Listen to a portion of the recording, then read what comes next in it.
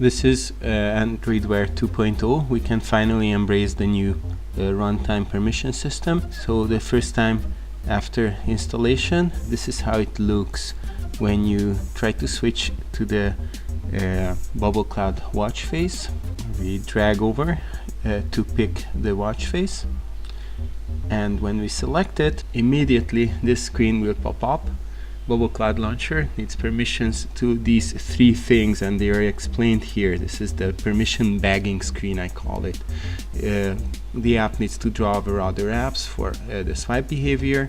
It needs to modify system settings for the screen brightness, and it needs phone call related permissions to be able to hide the app drawer when a call comes in, and also for the contact bubbles. So the user presses this check mark, and they are taken to this screen, which was missing in Android Wear 1.5. So there was no way for me to implement runtime permissions, because the app was not able to ask for the draw over other apps and modify system settings permissions.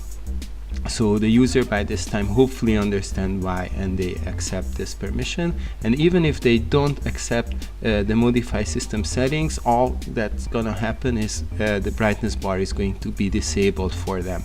And when they go into the settings to enable the brightness bar, the same prompt will come up and instruct them to give this permission. We give this permission now, and when we go back, the same screen now only comes with this one last permission that needs to be added. And since my app detects that the user earlier rejected this permission, now they need to take manual steps, 3 steps: that tap the check mark below, open permissions, and enable the phone permission. So hopefully these 3 steps are easy enough to follow. So we hit the check mark, we are taken to the application settings for Bubble Cloud, and there we can see the permissions.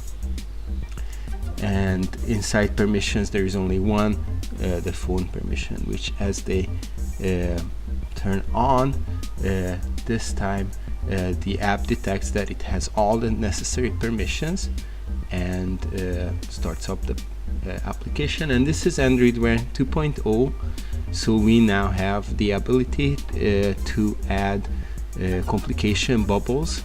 So that's what I'm doing here. Of course, being the first time, we get all these messages, but here we add a stopwatch complication, for example.